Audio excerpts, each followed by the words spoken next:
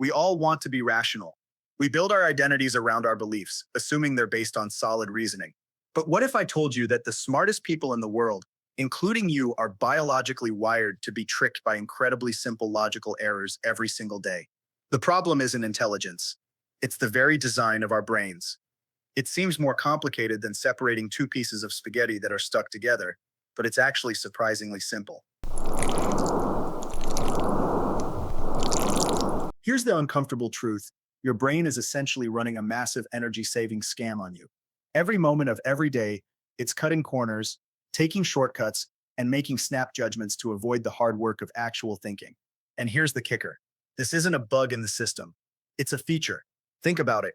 Your brain burns about 20% of your body's total energy, even though it's only 2% of your body weight. That's like having a sports car engine in a golf cart. So evolution gave us a solution. Delegate most decisions to what we can think of as an overconfident intern who loves shortcuts, while the rational CEO only steps in when absolutely necessary. The problem? This intern is spectacularly bad at logic, and the tools that exploit this intern's weaknesses have a name: logical fallacies. But we can't understand why these mental tricks work so devastatingly well without first understanding the fundamental design flaw they're exploiting. Once we see how our brain's energy-saving system creates three distinct types of vulnerabilities, that original mystery, why brilliant people fall for obvious logical errors, will resolve with crystal clarity. Your brain operates exactly like a busy CEO who hired an enthusiastic but deeply flawed intern to handle most of the incoming work. The CEO, let's call this your rational, analytical mind, is incredibly capable but expensive to run. Every time it fires up for serious thinking, it burns through glucose like a muscle car burns through gas. So the CEO delegates. Enter the intern, your intuitive, pattern-matching, shortcut-loving mind. This intern is fast, confident, and absolutely convinced it can handle anything that crosses its desk. It loves to say, "I've got this," and deliver quick answers based on gut feelings, familiar patterns, and whatever seems most obvious at first glance. Here's the critical insight. The intern doesn't just work faster than the CEO, it works so much faster that the CEO rarely even realizes a decision was made. You walk into a room and instantly know you don't like someone. You hear a news headline and immediately form an opinion. You see an advertisement and feel drawn to a product. In each case, the intern filed a report and the CEO just nodded along, trusting that the work was done properly. This system usually works brilliantly. The intern correctly identifies that hot stoves are dangerous, that smiling faces are friendly, and that falling objects should be avoided. These shortcuts, called heuristics, kept our ancestors alive. But here's where the system breaks down catastrophically. The intern can't tell the difference between a simple survival situation and a complex logical argument. It approaches both with the same toolbox of shortcuts. And that's where logical fallacies come in.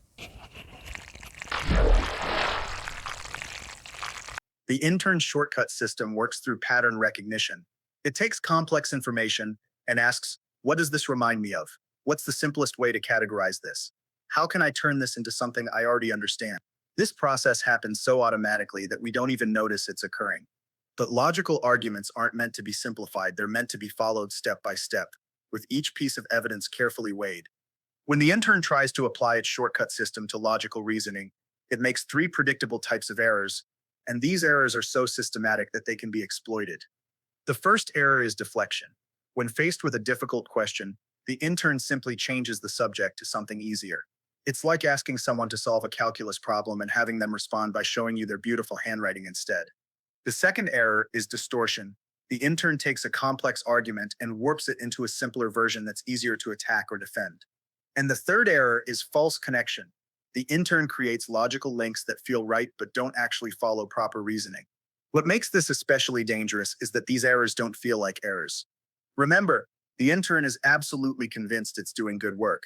When it deflects, distorts, or creates false connections, it presents these flawed shortcuts to the CEO as if they were legitimate logical conclusions.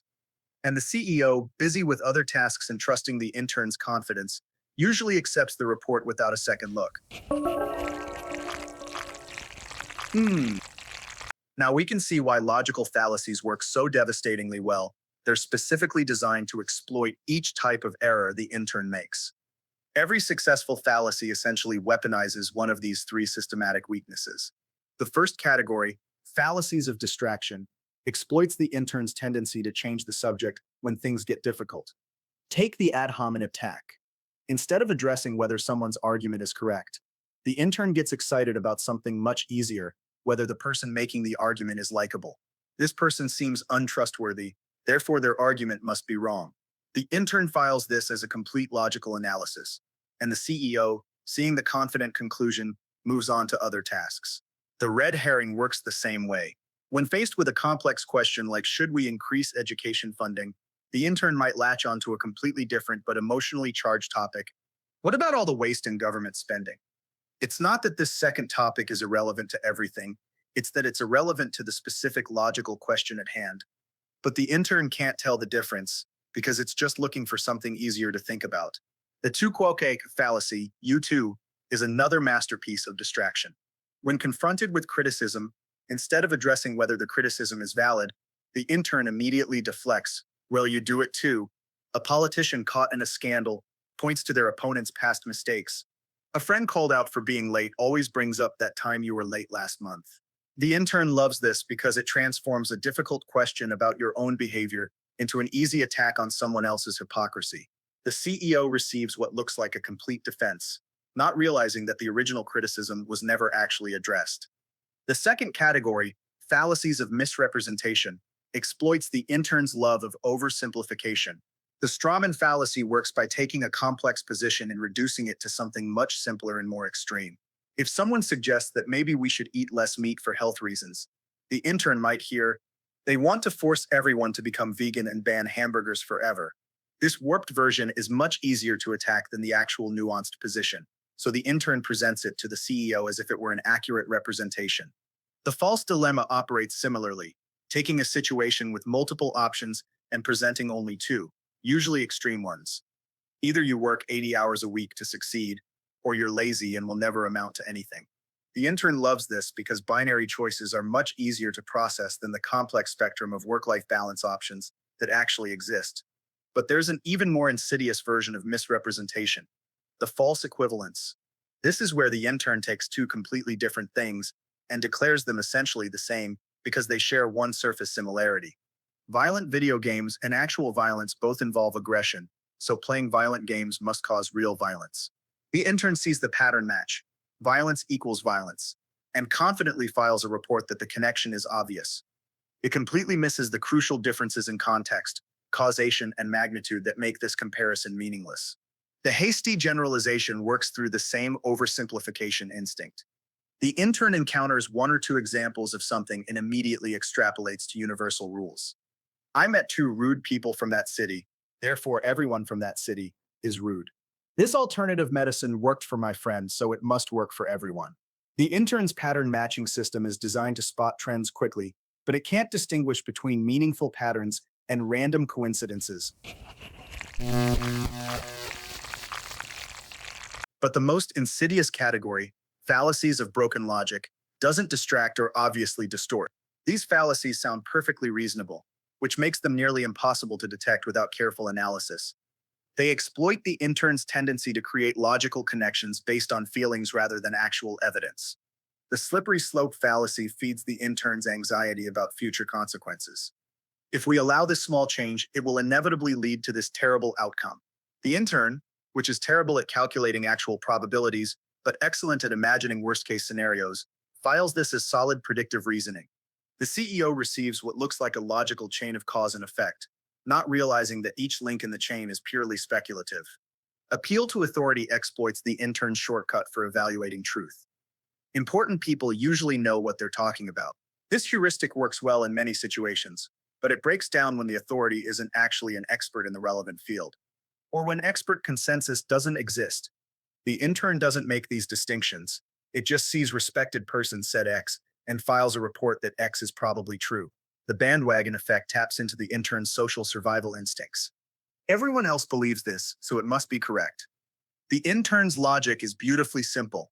Throughout human history, going against the group was often dangerous, so following the crowd became a survival strategy. But this shortcut fails spectacularly when applied to truth-seeking. The intern can't distinguish between this belief is popular and this belief is accurate, so it confidently reports that widespread acceptance equals correctness. Appeal to emotion is perhaps the most sophisticated exploitation of the intern's weaknesses. Instead of providing logical evidence, it triggers strong feelings and lets the intern mistake emotional intensity for logical validity. Think of the children. This threatens everything we hold dear. The intern, flooded with protective or fearful emotions, files an urgent report that action must be taken immediately. The CEO, seeing the emotional intensity, assumes the intern has uncovered something genuinely important and acts on what feels like a logical imperative. What makes these fallacies especially dangerous is that they often contain a grain of truth. Small changes sometimes do lead to larger ones. Experts often do know what they're talking about. Popular opinions sometimes reflect collective wisdom. Strong emotions sometimes indicate genuine threats. But the fallacies skip the crucial step of determining whether these general patterns actually apply to the specific situation at hand. The intern, focused on pattern matching rather than careful analysis, misses this distinction entirely. This isn't just academic theory, this is the hidden architecture of every online argument you've ever witnessed. Social media platforms have accidentally created the perfect environment for these fallacies to spread like viruses, because they reward the intern's shortcuts while punishing the CEO's careful analysis. Think about your last scroll through Twitter, Facebook, or TikTok. The format itself, bite-sized posts, rapid-fire consumption, engagement-driven algorithms, is designed to keep your intern in charge while your CEO remains asleep. A complex political issue gets reduced to a meme that triggers an emotional response. Someone shares an article based on its headline without reading the actual content. A debate about climate policy immediately devolves into personal attacks about intelligence or political affiliation. The platforms profit from this because the intern's responses, anger, fear, tribal loyalty, moral outrage, drive engagement much more effectively than careful, nuanced thinking. Your intern sees a post that makes its blood boil and immediately wants to share or respond. The CEO, if it were awake, might ask questions like, is this source reliable? Is this a representative example? What context am I missing? But the CEO takes too long to provide answers, and the moment passes. Consider how perfectly social media exploits each category of fallacy. Distraction fallacies thrive in comment sections where every serious discussion quickly devolves into personal attacks or irrelevant tangents. Sure, climate change might be real, but what about Al Gore's private jet? The intern loves this because it gets to avoid the complicated climate science and focus on the much easier task of attacking hypocrisy. Misrepresentation fallacies dominate the sharing economy. Complex policy positions get reduced to inflammatory memes, designed for maximum shareability. Nuanced arguments about healthcare reform become, they want to kill grandma or they want free stuff for everyone. The intern, seeing these simplified versions, confidently decides which side to support based on whichever straw man seems more appealing or appalling. Broken logic fallacies are the secret sauce of viral content. Posts that trigger strong emotions get shared regardless of their logical merit. Appeals to authority flourish in an environment where celebrity endorsements carry the same weight as expert analysis. Slippery slope arguments spread like wildfire because they feed our worst fears about the future. If we allow this, next they'll be coming for whatever you value most. This gives you a superpower, though. Once you recognize the intern's patterns, you can catch it in the act. When you feel that immediate rush of this person is obviously wrong and probably stupid, that's often the intern filing one of its flawed reports. When an argument seems to make perfect sense but leaves you feeling manipulated, that's frequently a broken logic fallacy exploiting your mental shortcuts. When a debate suddenly shifts to a completely different topic, you're witnessing distraction fallacies in real time. The most powerful defense is simply pausing. When your intern files an urgent report demanding immediate action, share this, respond to that, get angry about this injustice. That's your cue to wake up the CEO. Ask the questions the intern skipped. What evidence supports this? What alternative explanations exist? What am I not seeing? Who benefits if I believe this? The intern hates these questions because they're slow and complicated, but they're exactly what the CEO needs to double check the intern's work. Now we can finally solve our original mystery. Why do brilliant people fall for simple logical errors every single day? It's not because they lack intelligence. It's because intelligence and logical reasoning are two completely different systems in the brain. The intern, our fast pattern matching, shortcut loving mind, evolved to keep us alive in a world of immediate physical threats and social dynamics. It's brilliant at what it was designed for, But logical fallacies are artificial constructs created by humans to exploit the intern's predictable weaknesses. They work by triggering the exact shortcuts that would have been useful for survival but are counterproductive for reasoning. Every fallacy we discussed follows this same pattern. It offers the intern something irresistible, an easier question to answer, a simpler version of reality to process, or an emotionally satisfying connection that feels logical. The intern eagerly takes the bait and files its report. The CEO, trusting that good work has been done, accepts the conclusion and moves on. The solution isn't to eliminate the intern. We need those shortcuts for daily life. The solution is training the CEO to recognize when it needs to step in and double check the intern's work. Every time you feel absolutely certain about something you just read online, every time an argument makes you immediately angry or afraid, every time someone's position seems obviously stupid, that's your cue to wake up the CEO and ask the careful questions the intern skipped. The next time you're scrolling through social media and feel that familiar surge of this person is completely wrong, try to catch your intern in the act. What shortcut is it taking? What difficult question is it avoiding? And that's how spaghetti untangles another mystery of the universe. See you in the next episode.